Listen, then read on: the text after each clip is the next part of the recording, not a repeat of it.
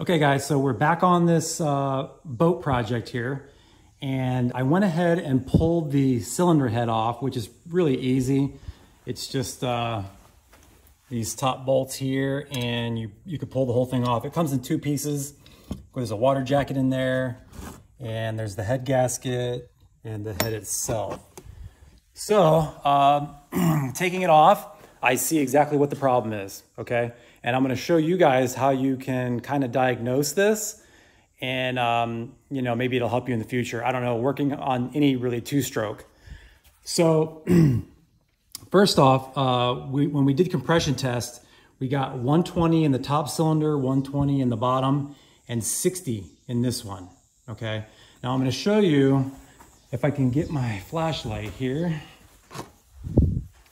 I'm going to show you on this cylinder here, you can see right where I'm going to tap it with the, right here, where I'm tapping the side of the cylinder, you see aluminum, okay?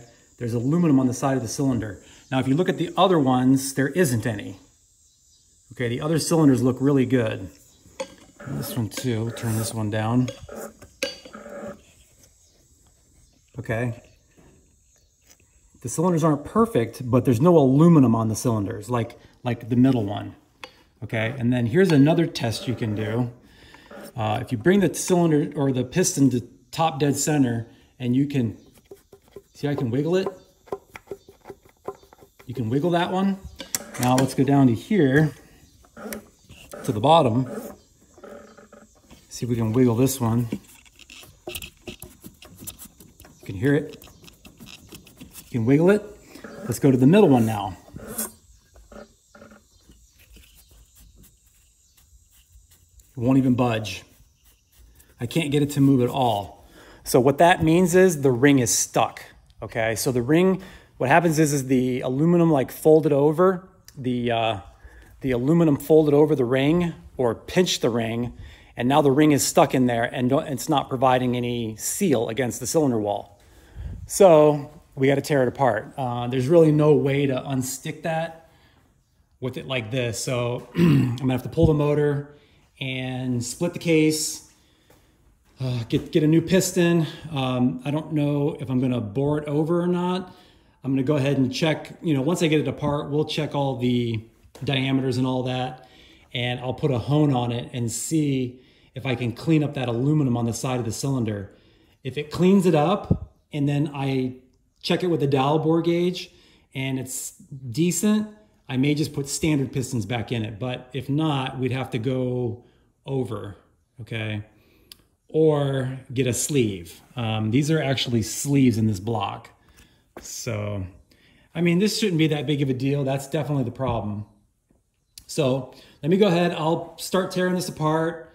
We'll order parts. This video will go, you know, it'll go a little long, but I'll kind of go through. I've already been watching some videos on how to do this, and it's not that hard. You know, you've got like a lot of needle bearings, just a lot of little things that you got to know to do when you're replacing a piston on one of these.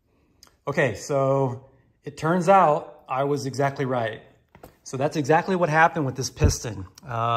You can see the aluminum kind of fold over the rings and locked them in place. So we got to replace that piston. These two are actually in pretty good shape. I mean, even the skirts don't look worn that bad. So there's a few things that could have happened. One of two things happened.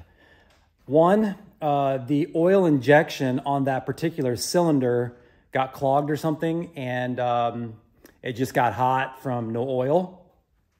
Or the other thing could be the middle carburetor, okay? That could have, there could be something clogged in there and it went really lean. Okay, so we'll go ahead and I'm gonna clean all these carburetors too, also, before, you know, I put it all back together. I don't know, just to eliminate that, you know, as a potential issue.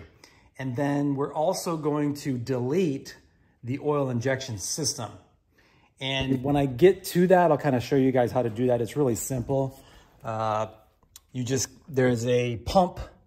Where's the pump? There's a pump right here. There's a pump here, and there's a drive shaft that goes in there that runs off this roller right here, okay? So all we're gonna do is take this off, pull the drive shaft off, put it back on, and then put caps on those, on all these hoses here. And then also we'll put caps on the oil injection holes, which, I keep going over there and it's all over here. The oil injection ports, which are here, here, and here.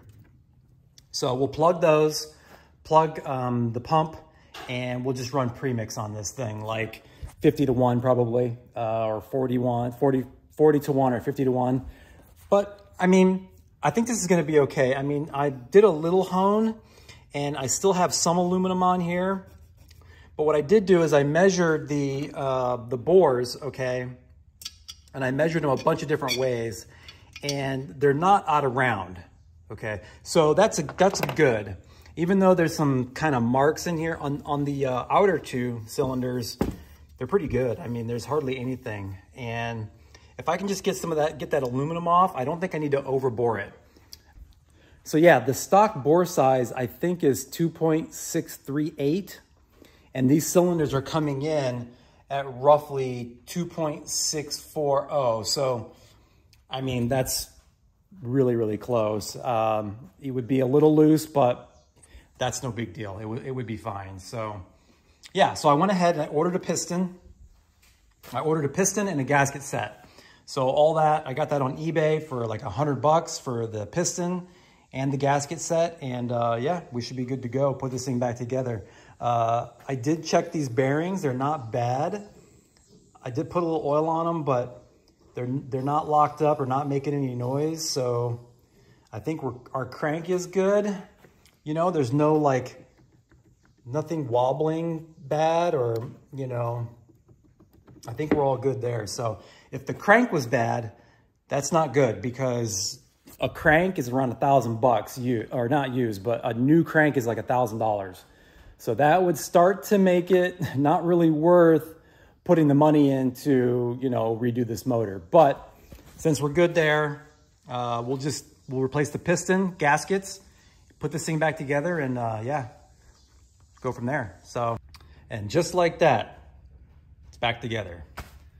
All right, so we got the piston in and I went ahead and just put this thing back together without videotaping any of it.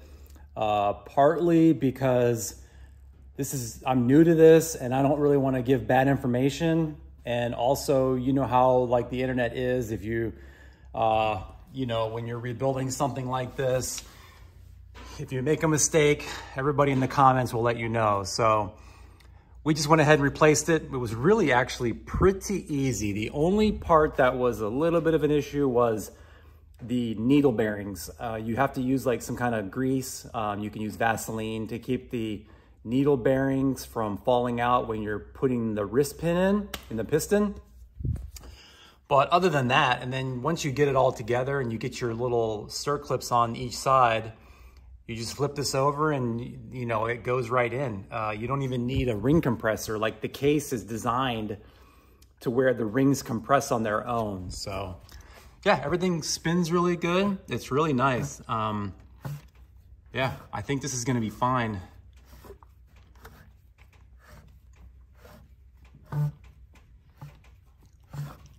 So anyway, at this point, what we're doing is we're waiting for gaskets. So I need the head gasket. I did surface it a little bit with a Scotch-Brite wheel, very lightly. You don't want to go too heavy on that. And then I blocked it with some, I think I used 600 grit and a block, sanding block. 1500. No, 600 grit. So I used 600 grit after I took it down a little bit, took the gasket off with, like I said, my Scotch-Brite wheel, and then I blocked this flat, okay? So this is very similar to like other engines I've rebuilt. You know, it doesn't have to be perfect. It doesn't have to be like remachined or anything like that, unless it's really warped, which I checked it with a straight edge and nothing is warped there. The head's not warped. That when I get the head gasket, you'll see the head gaskets are really thick and they're very forgiving. So this should seal up no problem whatsoever. So the only other thing we're gonna do now, since we're waiting for gaskets, is I'm gonna go ahead and take these carbs apart. We'll rebuild them, get them all cleaned up. And yeah, I mean, there's a couple other things I can do. I can put the stator back on. Well, actually, nope, I can't do that because the stator has a seal on it, which I need to clean up.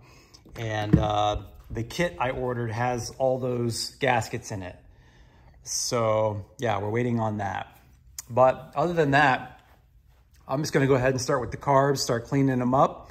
And once we get the gaskets, we'll put this thing together and fire it up. So, all right, so I went ahead and rebuilt these carburetors. I didn't show it because there's a bunch of videos on YouTube on how to do it. It's very simple. You know, you take these covers off, and there's two jets in there that you take out, and you pretty much just flood the thing with carb spray and clean it out and use compressed air. It's really simple. You know, there's 4 bolts here and 3 bolts on this side. So if you're trying to, if you're thinking of rebuilding these, don't be afraid. It's super easy. So one thing is I noticed that the middle carburetor, there was nothing in there that led me to believe that that was the reason why the middle cylinder blew up. So you know, I'm going to go ahead and guess and say that it definitely was the oil injection system. That's the only thing I could think of it being. So yeah, definitely not the carbs. So anyway, I went ahead and disconnected there's a drive shaft in here, and I disconnected that, and we're going to get some plugs for these pipes here. Even though on the pump itself, you really don't need to plug them up, but I'm just going to plug them up to make it look better. I went ahead and ordered some plugs, and then also some plugs for these here. So yeah, these are 1/8 inch. Okay, these are 1/8 inch. So Amazon has them for like $10 for a whole kit, and we'll plug these up, and she'll be good to go. So anyway, I'm probably gonna cut this video here just because it's getting long, and it's gonna be another week before I get the gaskets. They're taking a little while, but yeah, I just wanted to show you the progress, show you what happened to the piston, and yeah, we're pretty much back together, and we're just waiting on gaskets. So the only other thing I did do while I was waiting for the gaskets is I went ahead and pressure washed the entire boat. Still got a lot of work to do on it. I mean, the seats are coming decently clean, but not great. I mean, it's okay. I gotta maybe try a different cleaner on it. But also, I went ahead and pressure washed the inside of here.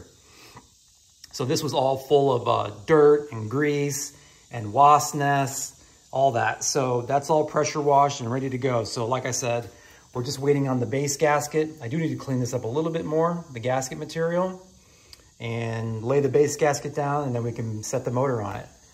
So yeah, it's coming along. The next video, I should be able to get this thing started, and we can take it to the lake and see how it does. So anyway, guys, thanks for following along. I know this is not my normal car stuff. Don't worry, we'll be back on car stuff soon. But this is something that is fun, and I just wanted to kind of do this for the summer. And that's going to do it for this video. Check you all next time.